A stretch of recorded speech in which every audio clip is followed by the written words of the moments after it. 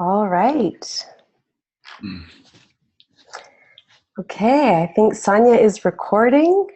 Folks are jumping online. We've got our speakers ready, and let's get started. Okay, I think Sonia is... That was the live stream on Facebook. So we are live in several places. Good day, everyone. Welcome to the Chesapeake Foodshed Network's virtual food system webinar series. My name is Yona Sipos, and I direct program development for the Chesapeake Foodshed Network through Local Concepts, LLC, a consulting firm providing development and backbone support for the CFN. I'm joined today by Liz Spellman, the policy analyst for the CFN, Christy Gabbard, owner of Local Concepts and Network Director, and Sonia Kiner, CFN Local Concepts Communications Director. Welcome to everybody. In addition, of course, I'm delighted to be joined by our resource experts, Tassone and Greg Bowen, both consultants who recently wrote a report on factors that favor or hinder the flow of local food in the Chesapeake Bay region. This report was commissioned by the Hughes Center for Agro-Ecology and Town Creek Foundation. You'll hear more about that as we get into the webinar, but we're also joined today by Nancy Nunn, the Assistant Director of the Hughes Center, and we are delighted to be hosting all of you. In addition, of course, we're also joined by some portion of the near 70 registrants from across the Chesapeake Bay region and across the US who've registered. Welcome. We're really excited by this upcoming talk, and we know that our registrants are as well, as today's webinar is a contribution to the network's ongoing prioritization of growing our regional Chesapeake Bay food system. Before our main event, I'll provide a brief overview of the CFN and the coffee talks. So the mission of the CFN is to catalyze connections and collaborations that help build a sustainable, resilient, inclusive, and equitable regional food system in and across the Chesapeake Bay watershed, including DC, Delaware, Maryland, New York, Pennsylvania, Virginia, and West Virginia. We believe that by catalyzing connections and collaborations, we are better positioned to accelerate change in and across our food system. The explicit aim of the CFN is to grow connections, get to know one another, share information, knowledge, and experiences to build the trust and relationships such that over time we may align, collaborate, and collectively impact our regional foodshed. The CFN has been developing over the last 2.5 years among those doing the extraordinary work to advance our regional food system. If you participate in or support that extraordinary work, as well as the vision of a sustainable, resilient, inclusive, and equitable regional food system, please participate in the Chesapeake Foodshed Network. The CFN is free and open, free of charge and open to organizations, businesses, funders, agencies, and other change agents working across the Chesapeake watershed to grow a stronger and more resilient food system. Please visit chesapeakefoodshed.net to find out more. Please also note the usernames and hashtags on the slide footers. Sonia will be live tweeting today and would love to see you on Twitter as well as on Facebook, where we are live streaming this event, I hope. The CFN Coffee Talk programs provide a platform to catalyze connections around specific food system topics. We partner with resource experts such as Joe and Greg, who provide a quick learning opportunity through the webinar for food system change agents across the Chesapeake Bay region and the nation. Then during the webinar and the follow-up materials, we identify ways for people to continue to engage and dig in deeper into these topics. Liz Spellman, our policy analyst, will be sharing some opportunities with you shortly. Finally, before turning over to Liz, just a very few housekeeping items. On your Zoom control panel at the base of your screen where you see my video and slides, you should see a chat box. If not, you can hover your mouse over the bottom and it should pop up. Feel free to open that chat box and type your name, organization, where you're from. And during the webinar, we'll also just remind you through the chat box that you can also post questions in the Q&A box. And we invite you to post your questions at any time. Liz will be moderating the Q&A afterwards. We'll also be sending out all the questions, the video, PDF of the slides in a post-webinar email. It is now my pleasure to turn this over to Liz Spellman, the CFN policy analyst, who will provide a little bit more detail and on the CFN policy program and introduce the webinar and speakers in more detail. Wonderful. Thank you, Yona. The CFN is hosting this opportunity as part of our policy program, which involves connecting advocates to resources, to each other, and growing a stronger food policy voice in the Chesapeake. Please join our listserv and feel free to be in touch with me directly if you have questions, ideas, or resources to share. We started this summer with a series that delved into federal policy, and with this report and webinar, the Chesapeake region food systems are our next focus. After this, we're honing in on state and local policy and offering skills and tactics shared peer-to-peer as organizations and councils gear up for the legislative session. This event is co-hosted by the Harry R. Hughes Center for Agro-Ecology, as Yona mentioned. To get us started, I'm going to pass it over to Greg Bowen and Joe Tassone, authors of the report that's the impetus for this webinar. Their full biographies are available on our website and will be sent with follow-up materials. Joe is a private consultant and environmental and land use planner for Maryland. For 35 years, he's worked to advance public policy towards sustainable human ecology. Greg has been a farmer, land use planner, land preservation specialist, and a planning director for Maryland County. After creating his consulting firm, Land Stewardship Solutions, he helped to develop and operate Maryland's FarmLink program and a mentor match program for beginning farmers. We're very pleased to have them with us today. Thank you for sharing your time and thinking with us, Greg and Joe, and please take it away.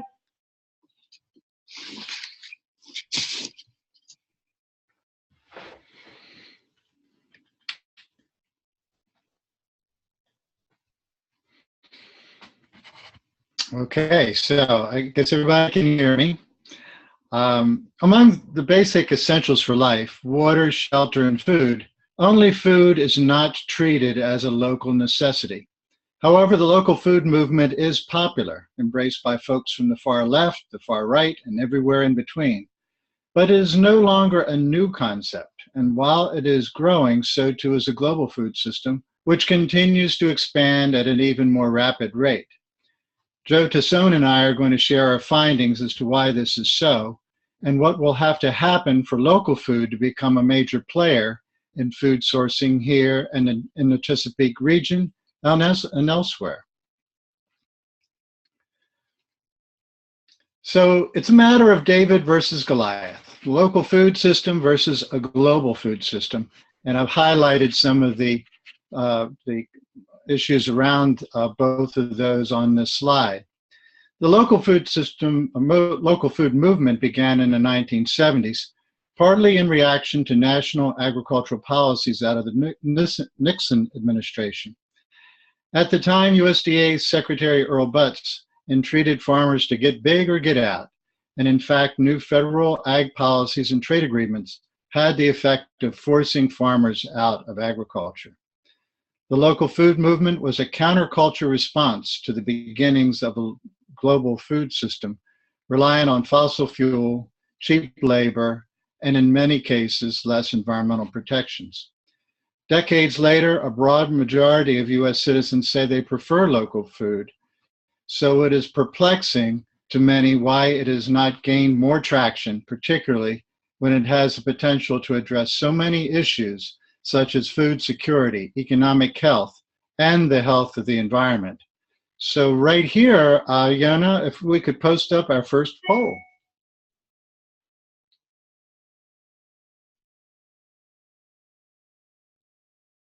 Sorry, just give me a second. Here we go. Everyone who is looking at their screen should see the question. What is the main reason that more consumers don't seek out locally sourced food? We'll leave it up for about 20 seconds or so people have a chance to read the responses and vote.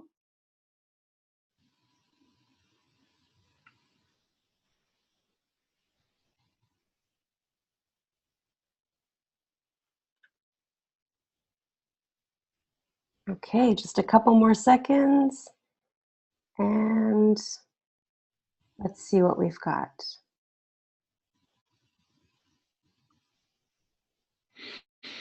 Okay, very good. It's a pretty good mix. Number one reason appears to be they think it would cost too much, followed by they aren't aware of the many reasons that differentiate and recommend local foods. And then we also have it's out of their way and they don't know where to find it. Very good. So thank you all for participating in that. So to the next slide. Even as we were preparing this webinar, we were very pleased to see the release of this report by the Federal Reserve Bank of St. Louis and the Board of Governors of the Federal Reserve System, which acknowledges the economic potential of regional food systems and even calls it a matter of national security. It says that given the tremendous upheavals in the nation and the world today, farm advocates, state and federal agencies, and Congress are viewing U.S. agriculture as a national security priority, given a rising world population and what could be America's vulnerability in food production. Joe and I have participated in 2 research documents that provide context to our presentation.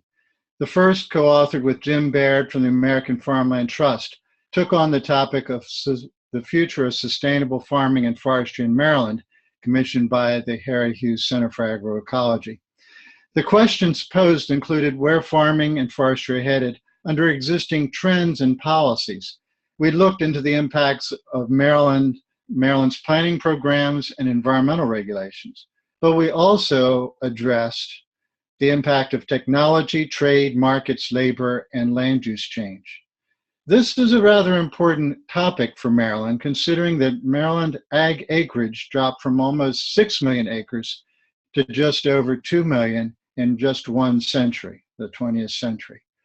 So would Maryland agriculture even survive the 21st century became a valid question. So to summarize the results of the 100 and some page document in just a few slides, let's begin with some of the results from the Census of Agriculture 2012. The only national global commodity we now produce in Maryland is poultry and the grains to feed that industry. Those are the blue bars at the top of this summary of Census of Agriculture for Maryland 2012.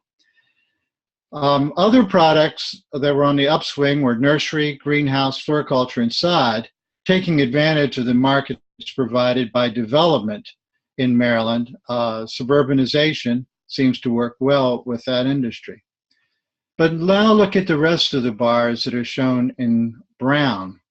The only real potential for almost all those other products is in locally sourced markets, because over the last century, we've lost the broader wholesale markets to other markets elsewhere. And the slow demise of all those crop types helped to contribute to sprawl, which further eroded the economic viability of farming in Maryland. And the same story has been playing out through the whole Chesapeake Bay watershed, where on average states lost over 2/3 of their acreage. But what about the potential for locally sourced markets? It certainly was not playing out, at least with fruits and vegetables, as of 2015. This is a report from the Congressional Research Service by Renee Johnson. And in this graph, she points out that over the last decade, there's been growing trade deficit in fresh and processed fruits and vegetables. Although U.S. fruit and vegetable exports totaled more than $6 billion in 2015, that's where that the brown bars are.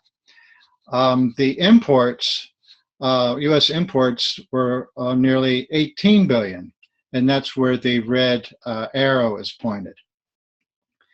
The resulting gap between imports and exports of more than $11 billion, where the red arrow is now, is quite significant. And you can see where that trend line has been going ever since the early 1990s.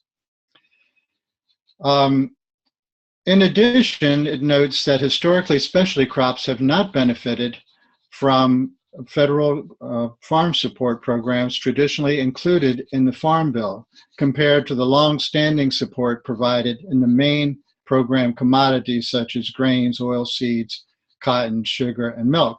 So this has been a federal policy issue that has made a difference in this.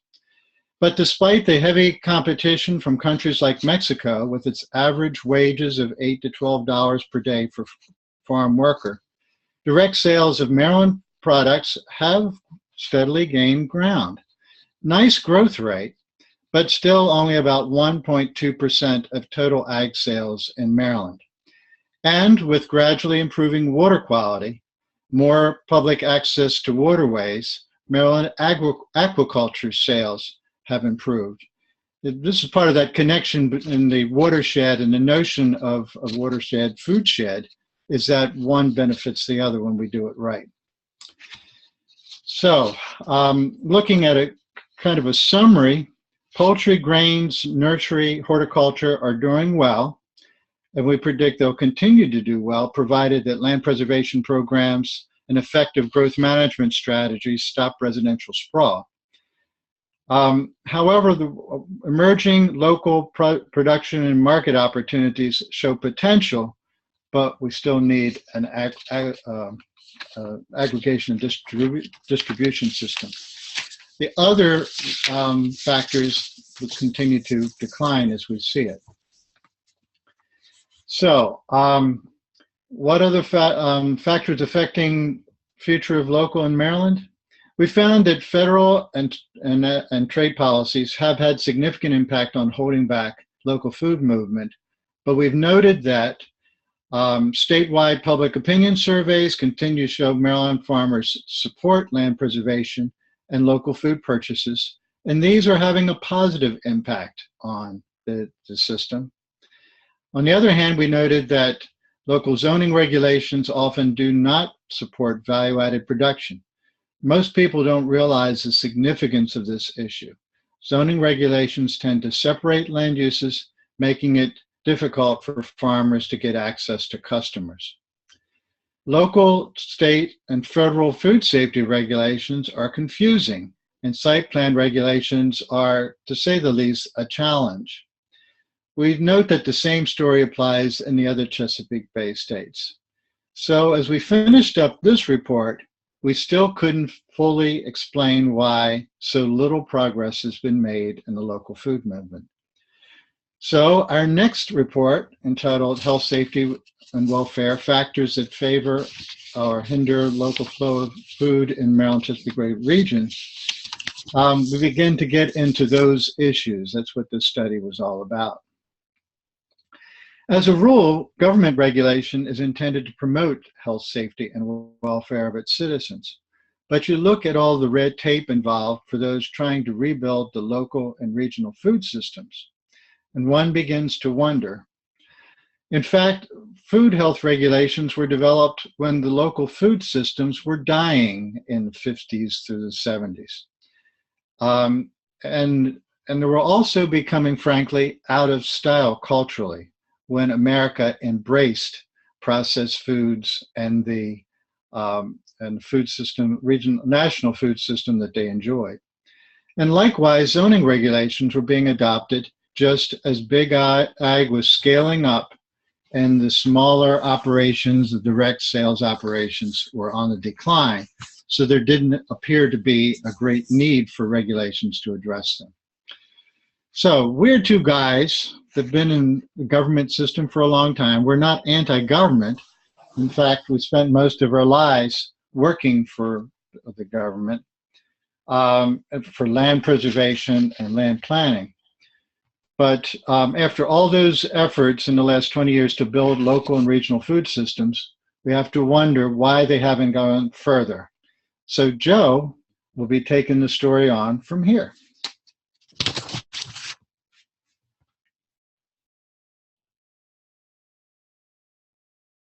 Okay, hello. The first thing I had to do was to unmute myself, and I think I succeeded in doing that.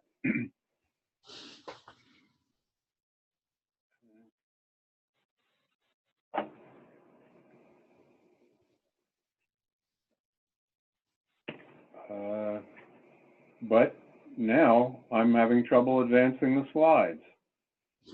So give me a minute here.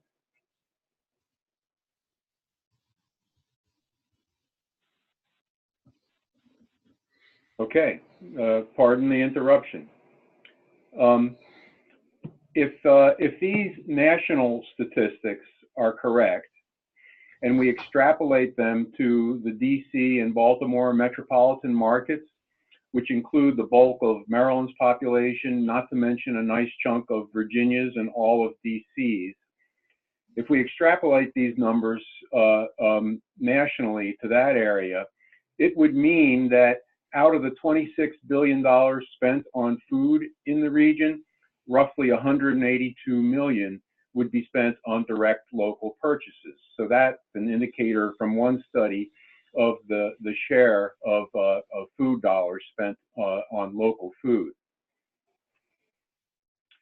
To pick up on a thread that Greg introduced, why would local food's share of food dollars be so small, given the trends that are outlined on the slide noted in the Federal Reserve's 2017 report, that 75% of shoppers buy something locally from local sources at least once a month, many of them 3 times a week. 87% say that the availability of locally sourced food is important in their choices of where to shop. And the other statistics that I won't articulate, but they're there for you to see. So in short, why is local food's share of food dollars so small when statistics from all over the place seem to say that the vast majority of people polled in this country are really engaged with the desirability of local foods? For our study, Health, Safety, and Welfare, we reviewed more than 400 articles and reports to identify 32 categories of government programs and policies that people think impede local food systems, and another 48 categories that promote local foods. In the survey that we did, we got responses of food system participants and advocates and some regulators that suggested that their perceptions of many programs as positive or negative varies from place to place, sometimes by state, sometimes within states. It seems that the devil is in the details of many of these policies and programs and their implementation, with the difference being between experiencing a program as negative or positive can be a function of how things are done by particular people or organizations in a particular place, and that it's not necessarily the program or policy that's the issue. In our report, we also posed around 70 policy questions that we think could be usefully employed to conduct policy assessments at regional, state, and local levels, details of which can be found in Chapter 4 of that report.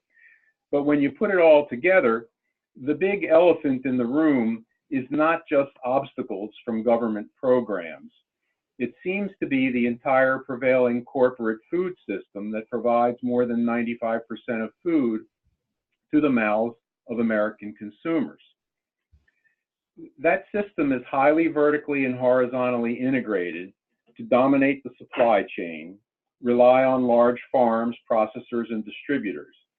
Over the last 70 years, it's helped build the system most people expect, with maximum volumes and diversity of products available at costs that compete for the lowest, often through a sort of coupon stakes approach. These market expectations grew up with the supply chain relationships that created them, and government policy and regulatory mechanisms, which also evolved with them over the past 100 years. The end result is a system in which it's easier to get a tomato from Mexico on shelves than one from the same county or state, and a system and market which it's very difficult for the majority of local and regional producers to access. Essentially, local foods are significantly excluded from this system. There is no corresponding system for local, regionally produced foods. And this situation is the result of the co-evolution of private sector, public sector, and market behaviors collectively. It's not really anybody's fault. Does it mean, though, that a local foods movement should be at war with the prevailing food system? We think not, perhaps quite the opposite. In Maryland, poultry, grains, dairy, and other commodities, as Greg talked about, produced and marketed in Maryland and the Bay region are extremely important to local and national economies and food supplies. Accommodation of emerging local and value-added agriculture into the prevailing system is as or more important than continued attempts to expand direct marketing opportunities. Neither approach should be construed as criticisms of large-scale production, vertical integration, crop insurance, or other government support programs for large farms, or for use of things like GMOs. Although many could criticize some of those things for various reasons, we don't think it's inherent in a local food movement to necessarily do that. It's clear from many studies that people want local food for many good reasons, so it's in everyone's interest to work together to provide it. But provide it how? Most commonly recognized growth in local foods has been through direct marketing to consumers and progressive restaurants and institutions and value-added enterprises. But the Federal Reserve and USDA's Economic Research Service found that the over threefold growth in direct sales from 92 to 2012 probably comprises a minority of local food sales at this point in time. And they also found that over half of local sales are through intermediaries, either evolving local supply chain relationships or more accommodation of local foods into the prevailing system. This suggests that the prevailing system, which dominates the market, as I attempt to illustrate graphically here, and does it through channels that have traditionally excluded or minimized entry of local foods into those streams, may be increasingly ready to help grow the presence of local foods in the marketplace through those channels. Not to displace foods from more remote sources in the system, but to add locally and regionally produced and processed foods that are differentiated in the ways that are the very reasons for the local food movement in the first place, including things like food security, health and welfare, and environmental, economic, culinary, and social equity reasons. So, how can supply chain participants, regulators, marketers, and advocates coalesce around a common objective? Well, we think that a common objective for such an effort, if it's to be coherent, is important. And we recommend here a common objective that we think recognizes both the individual financial interests of supply chain elements and the public objectives of local foods as something that we think might be a good start. This is actually a little different than the objective that we recommended in the report, basically because our awareness and thinking has evolved since we published the report. We also suggest that to accomplish that objective or one like it is going to require efforts that come from the top down, the bottom up, and occur on three levels. The bottom of the supply chain up efforts are those of local producers, aggregators, distributors, and their markets that have been responsible for most of the growth in local foods that we've seen so far. The top-down efforts are those of local foods support communities and federal and state governments whose programs are evolving to become increasingly supportive and accommodating of local. Meanwhile, supply chain participants only have so much time to do things like conduct Foodshed assessments, evaluate policies at three levels of government, and find and build new branches in supply chains. So for these kinds of functions, we think food policy councils or something like them, based on and adhering to clear objectives as their guiding principles, are ideal to form networks with the practitioners, academics, regulators, and policymakers whose involvement in solutions is essential, especially for the top-down kind of efforts.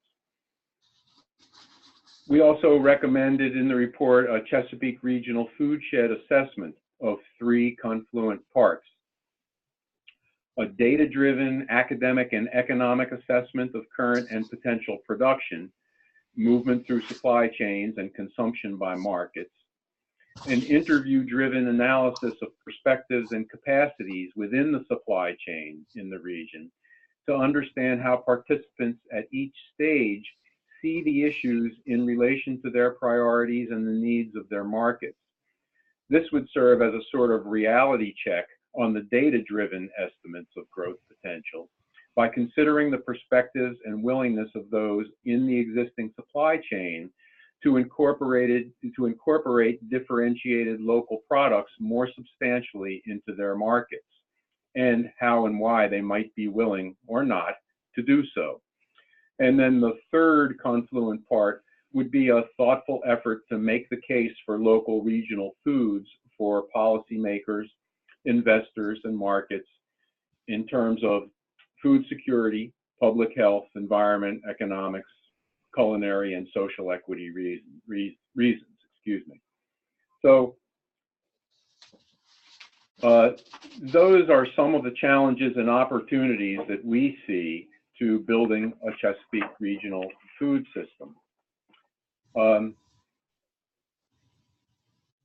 It seems that an important next issue is to find out who has the capacity and the motivation to play what roles in this kind of effort, so it comes together as more than assemblages of bottom-up efforts that occur sort of randomly wherever people can connect with each other. And so I include on this slide a sort of little bullet list of some of the kinds of things that people need to pick up the ball and maybe try to address.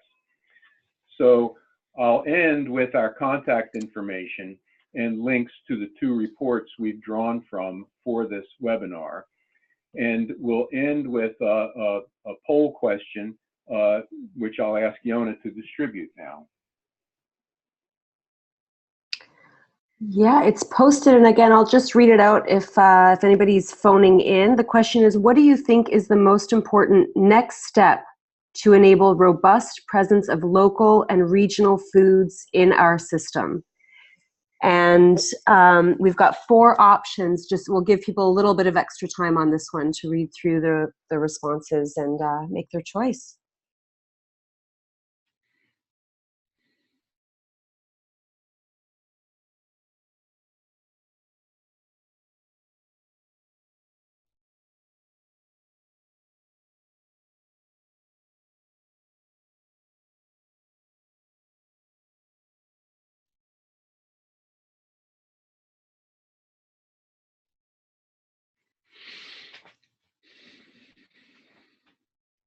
Great, and just another couple seconds before we close it down.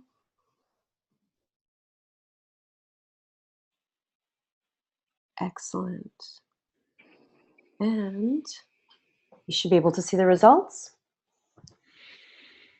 Okay, so Joe, I don't think you can see this, so let me go through them quickly. The number one, over 52% said that it was the second one, Foodshed assessments to inform efforts to supply chain participants, policymakers, and advocates. Next highest got 24%, and that is changes to local zoning and land use rules that limit opportunities for profitable on-farm processing, marketing, income diversification. And then it was a tie for number 3, educational programs for producers and processors, and federal funding programs to make local foods more accessible to low and moderate income communities and people. So that looks like... I would only add that in putting that question together, we recognized that there really should be a bunch more choices there that weren't included, but it becomes a matter of limitations of being able to do this in this setting.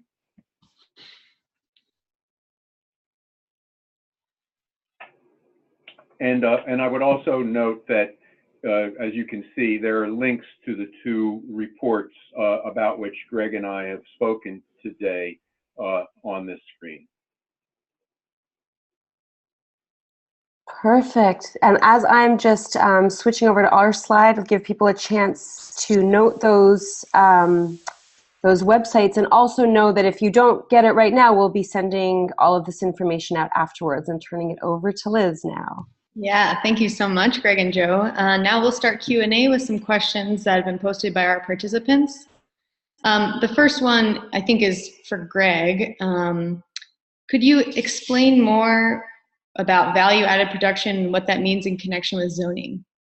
Okay, sure. So farms used to be a lot more diversified in terms of not only crops, but also what things were grown.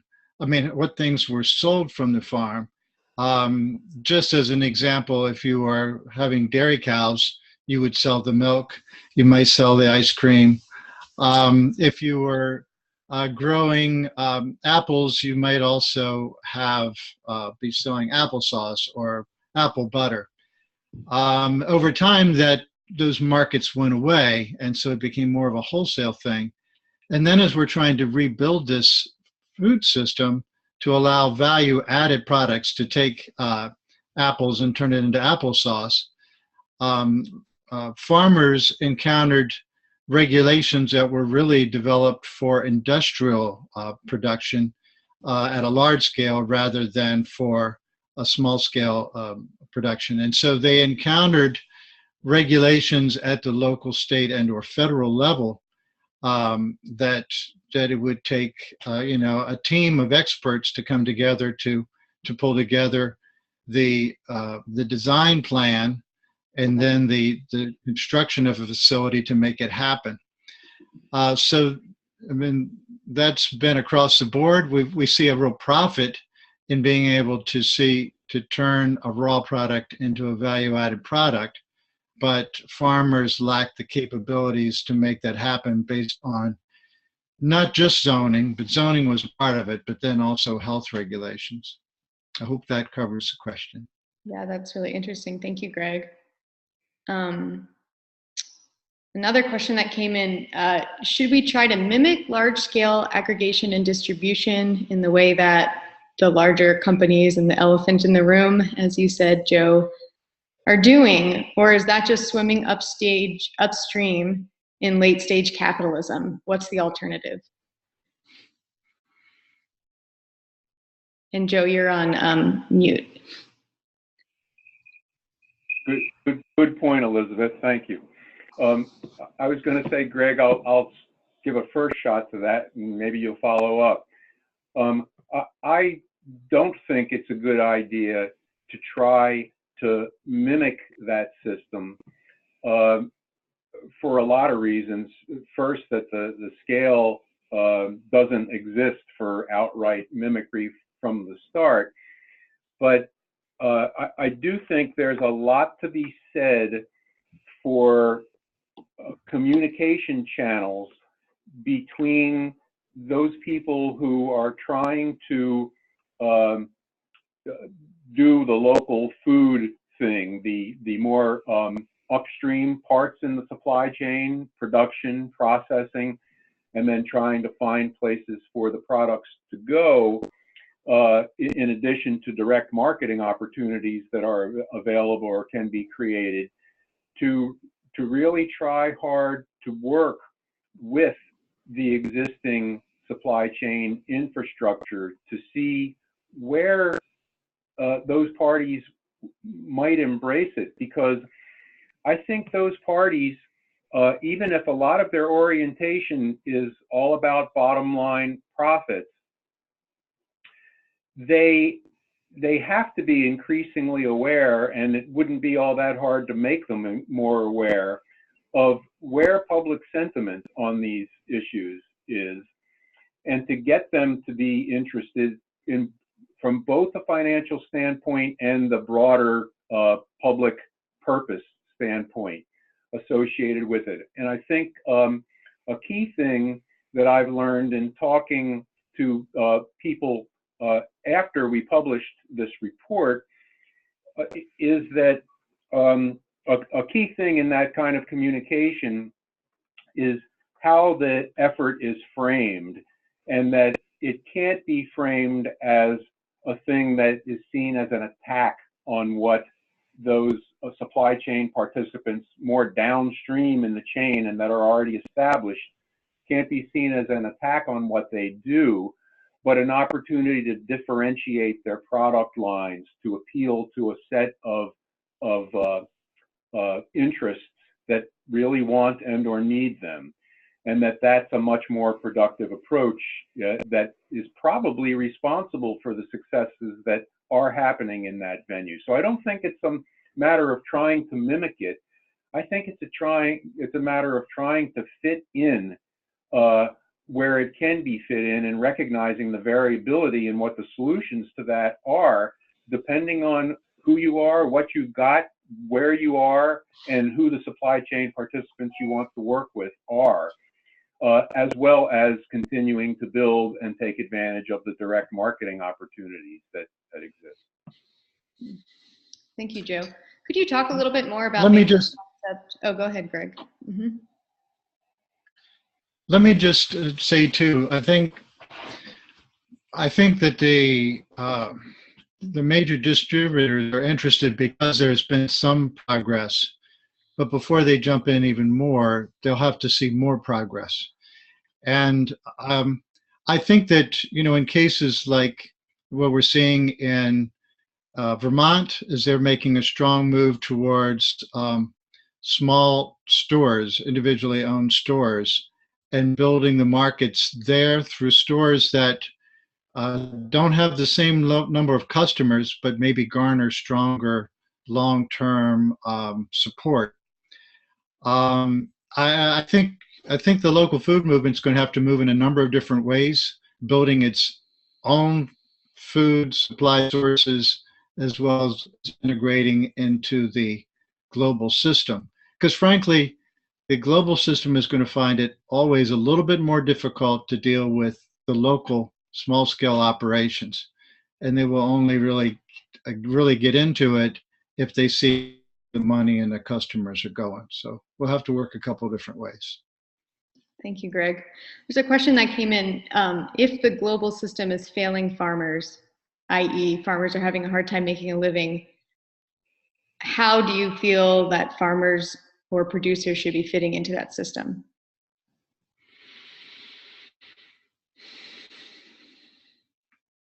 That's a big one, so feel free to take your time. I don't think that I can answer that any better than perhaps a reconstruing of the response I gave to the previous question, is that the answer probably isn't trying to become necessarily a part of the global system. It's to try to find out where in the prevailing system local, regional scale production and aggregation and value added can fit. And, that may not be so much global in terms of destination of the products. In fact, it would be local and regional if it's really part of this public movement and sentiment that we're talking about. So does that make sense? Another question. Many farmers are going to retire in the next 5 to 10 years. What are your thoughts on encouraging a new generation of farmers? That's been the one bright spot that we've seen in the last few years, is an increase in a number of states of the number of beginning farmers coming in. But I think, frankly, I think a lot of this is going to have to start at the top, that we're going to have to see some federal trade policies and federal ag policies change before we will see the opportunities for the next generation of farmers to really make gains and be able to take over lands that become available. It's just we're capturing too small of a percentage right now in order for small scale to embrace hundreds of thousands of beginning farmers. We really have set up a system right now where a producer in Maryland is competing, or the Chesapeake Bay region is competing with a producer in Mexico who's paying 10% of the labor costs. That's hard to, it's hard to talk to a beginning farmer and say, you should really get into this. This is a great market. So, I mean, we need to level the playing field from the top. We need to get our legislators to understand why it's so hard to get a tomato from our farm onto the storefronts as it is as one from Mexico. It's a very complicated process, and not a lot of people understand it. And so maybe if our legislators could work at the top, we might be able to bring in the next generation. And I would add to that something in our state, Maryland, that I'm guessing that Greg is much more familiar with than I am, is the incredible information and educational resources that are offered by some of our academic institutions and the cooperative extension service here that are specifically targeted to new and beginning and early in their career farmers, to try to help them get their act together in a number of capacities and ways.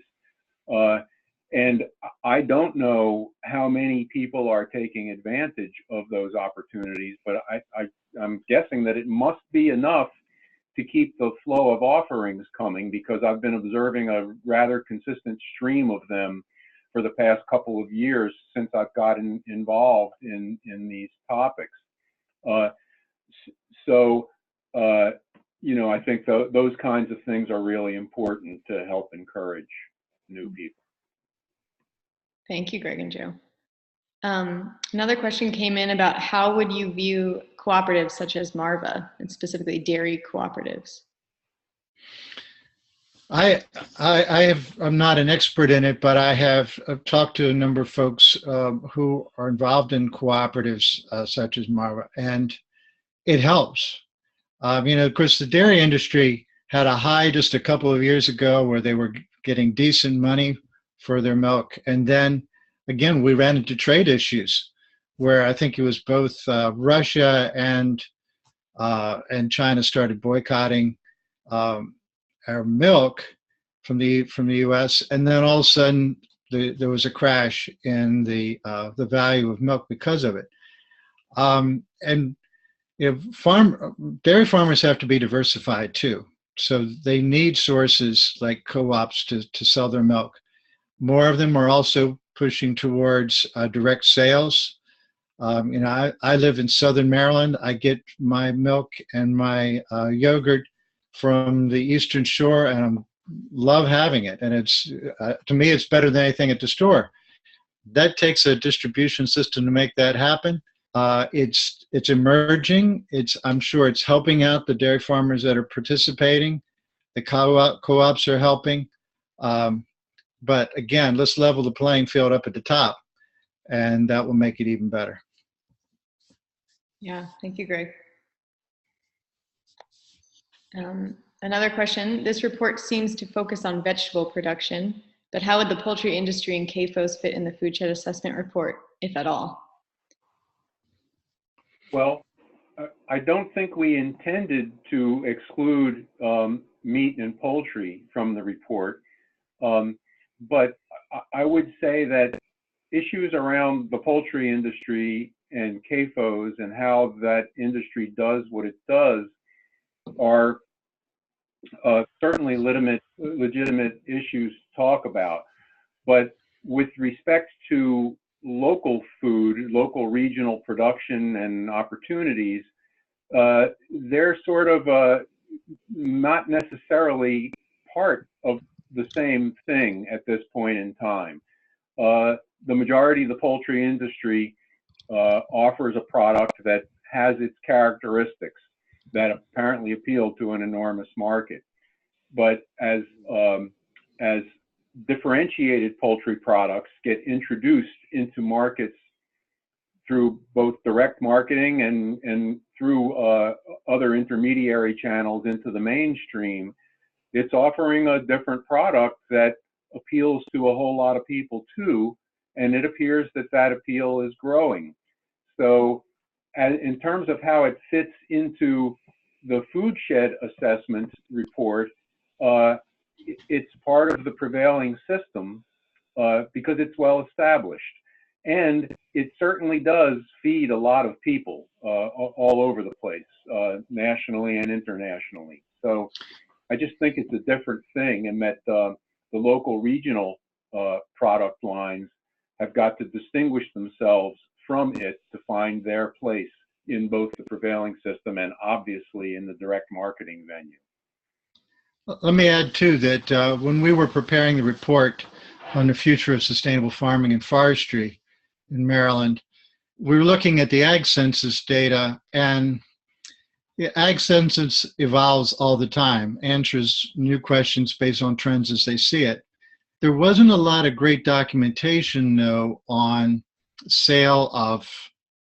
direct sale of fresh eggs to consumers, and the direct sale of pork to small kitchens and such, that we know is happening out there, but it was still hard to document because the census wasn't answering, wasn't asking the questions.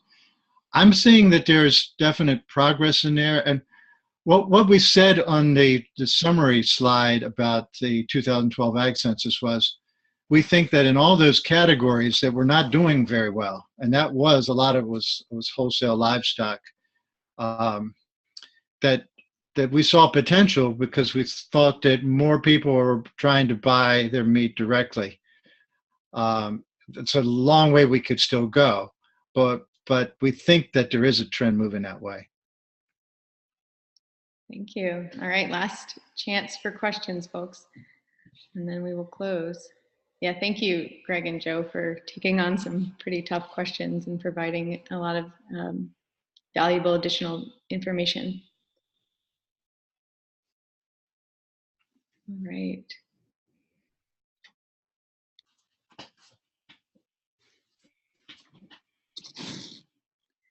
Well, thank you so much to Joe and Greg and the Harry R. Hughes Center for Agro-Ecology, as well as Town Creek Foundation, which funded the report, which was the impetus for this webinar. This was a really valuable discussion, and we'll follow up early next week with the recording, PDF of the slides, follow-up resources, and a post-webinar survey. We value your input and feedback, both on this webinar and for the broader context of the Chesapeake Foodshed Network and potential policy programming, so please do take a few minutes to fill in the survey if possible. If you want to serve as a resource expert for a webinar, please contact Christy Gabbard, the owner of Local Concepts, and the CFN Network Coordinator. There's a list of upcoming programming that you'll see on the slide on the screen, and it would be wonderful to have your participation here. We look forward to seeing many of your names again as registrants and participants in the future. Our policy series will continue on October 17th as we co-host with the Center for a Livable Future, the first of a two-part Farmers as Lobbyists series. And we're really looking forward to supporting some peer-to-peer learning and networking through these webinars with, again, follow-up Q&A. Please visit our website, chesapeakefoodshed.net, for more information and to register for upcoming events. We hope you can join us. Have a great day, and thank you all so much again.